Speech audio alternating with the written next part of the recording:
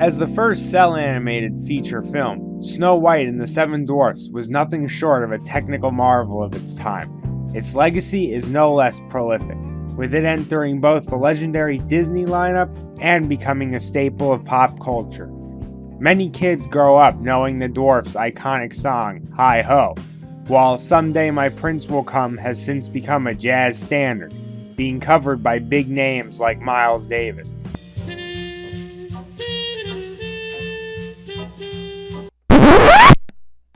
To many people, this is the definitive Disney animated film, so my expectations going into it were high, but does it live up to the hype?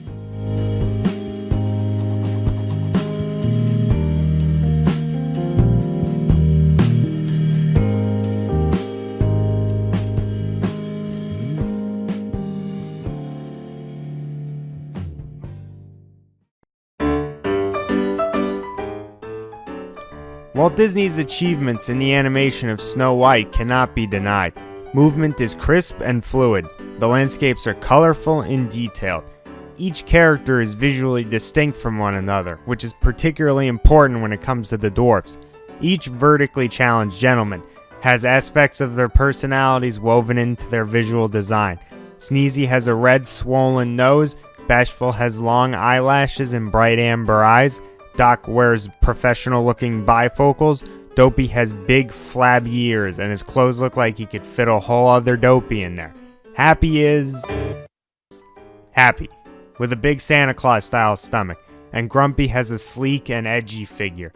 Another interesting design choice on these men of short stature is how ones who represent a low emotion, such as Grumpy, keep their hats slouched down, whereas shortlings, representing a high, such as Happy, keep theirs propped up.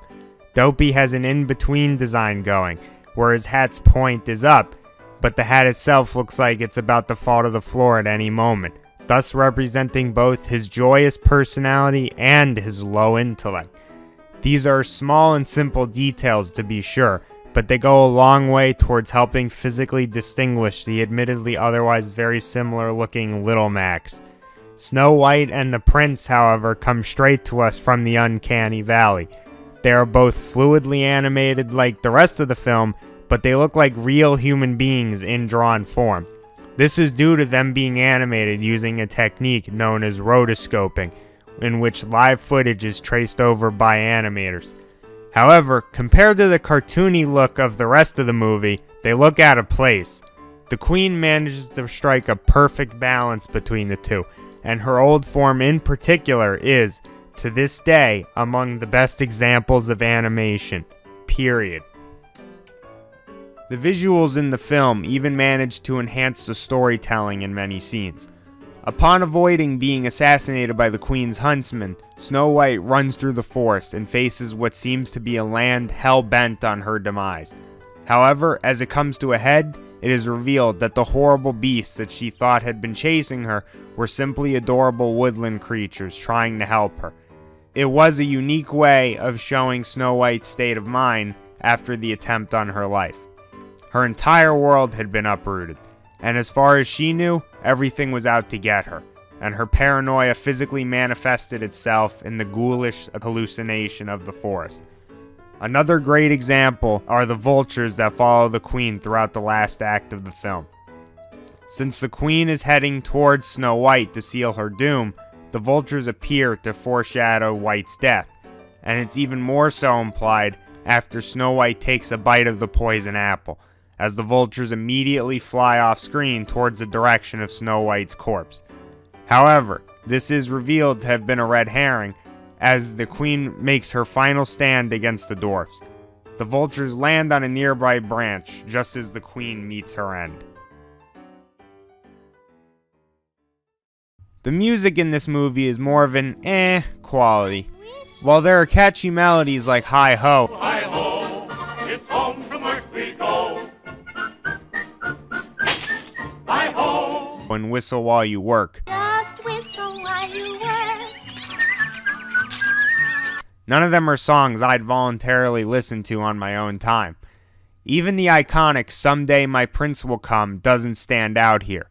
It took other musicians covering it later to really bring out the life in the tune. It also doesn't help that Snow White's singing voice, done by Adriana Castellati, sounds like she just got her toe run over by a car. The dwarfs do a better job of singing their parts, but their talents tend to be regulated to the repetitive and simplistic numbers. In a mine, where a million diamonds shine. So this review is about to follow a convenient descending pattern, because now I'm going to talk about how the story is impressively bad. It hits this interesting median of bad writing, where not only does very little occur in the film, it's also full of plot holes. The plot of the film revolves around the queen deciding to send her huntsman to kill her stepdaughter, Snow White, because her magic mirror reveals to her that Snow White is the fairest in the land, and not her. The huntsman disobeys the evil queen's orders and allows Snow White to escape into the forest where she meets the dwarves. The evil queen finds out and assumes an old woman disguised to trick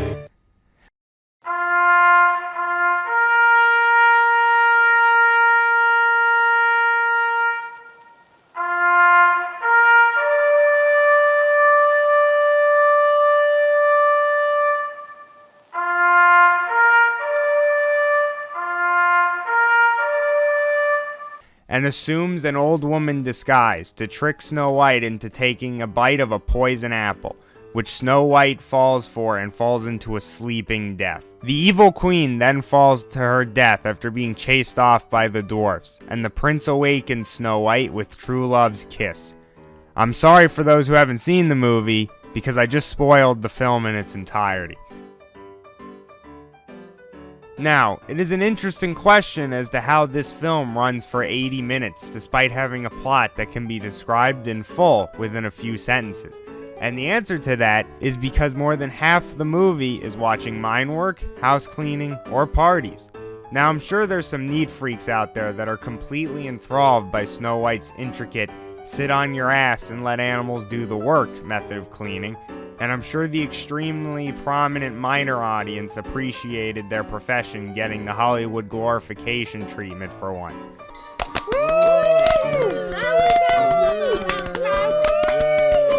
Everything I eat tastes like ash! But it simply doesn't make for a good plot. The film begins to drag fairly early on once Snow White meets the dwarfs, with the only real respite being the few cutaways to the queen making her dastardly plans. It's unfortunate that so little of the film gives focus to the queen, since the film comes alive whenever she's on screen. Unlike everyone else in the cast, she has an actual goal that she works towards, even if it's a simple one. That gives the movie a much better sense of direction. Lucille Laverne puts on a good vocal performance as both the young evil queen and her old hag alter ego, and she interestingly captures a unique personality for each, despite the two technically being the same character. Sleeping dead. Snow White lies dead in the forest. The huntsman has brought me proof. Behold her heart. While in her young form, Lucille speaks in a dignified and calm manner, like someone obsessed with maintaining appearances to those around her. Once the evil queen transforms, however, every line is delivered with a sheer, unfiltered, joyful boom, as the evil queen revels in the evil she commits. It's for Snow White. When her blood congeal, then I'll be fairest in the land. But wait! There's more. It's interesting that such a simple movie ends up being so poorly written. There are obvious issues such as the insistence that Snow White and the prince are in love when the prince says maybe 3 sentences throughout the whole film, and never actually holds a conversation with Snow White. But I was willing to forgive something like that. True love at first sight can be a tough pill to swallow for someone who loves smartly written character relationships and arcs such as I. But if it is worked into the narrative properly, or if there's enough other good traits to distract me from it, I can dig it like a gold mine.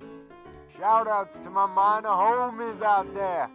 Snow White and the Seven Dwarfs does neither of these things. Other than 2 scenes, the prince and Snow White are never on screen together. and even in those scenes, they don't speak to each other. So we never see them in love. We just hear Snow White insist how great he is. This becomes a big glaring problem during the "Someday My Prince Will Come" sequence, because Snow White claims that no one else is like the prince, in front of 7 individuals whom she knows much more about. Snow White ends up looking almost as superficial as the evil queen, since ultimately she chose the outward beauty of the prince over any of the dwarfs whom she had actually grown to know as people. Snow White is meant to be a woman so kind, gentle, and beautiful that people and animals alike nearly instantly develop an attraction to her. However, her actions really make her out to be clueless, inconsiderate, and condescending. I suspect Snow White may have some sort of mental deficiency that prevents her from retaining information for more than a few minutes. She recovers disturbingly fast from the attempt on her life, and doesn't reference it in any way ever again. She doesn't even mention the evil queen.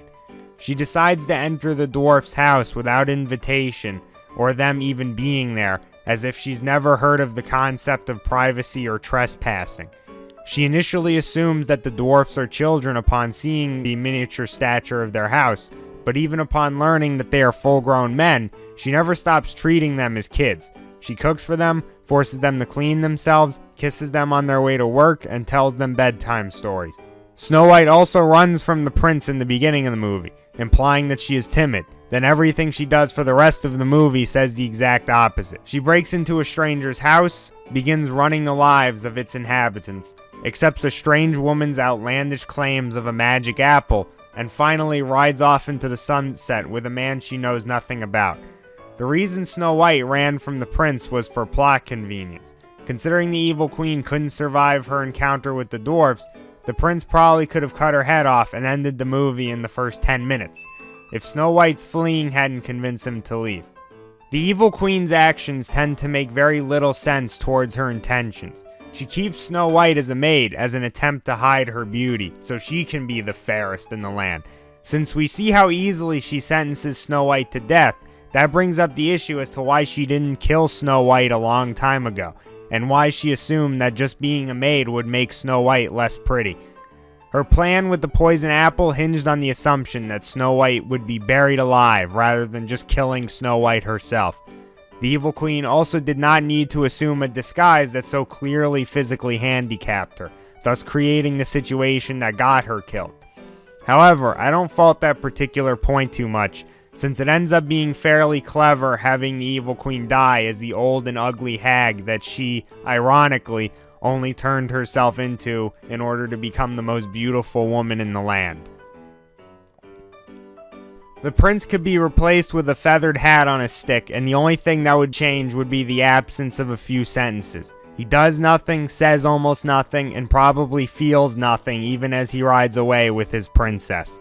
Yes, Your Majesty. The dwarfs are exactly what they say they are, except grumpy to a small extent.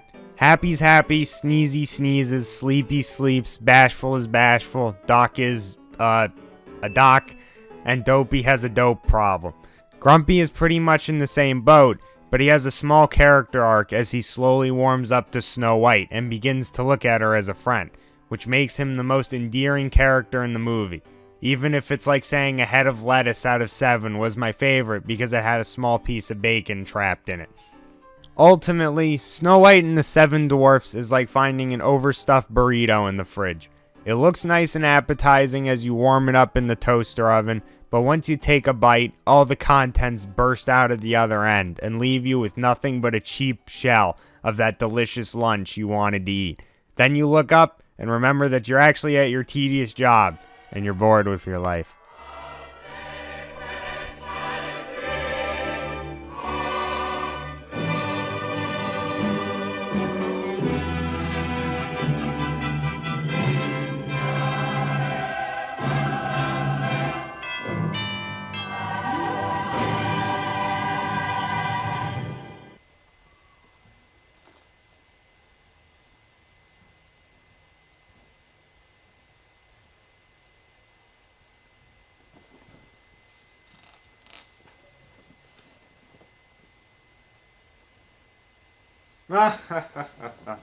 Oh, you racist bastard.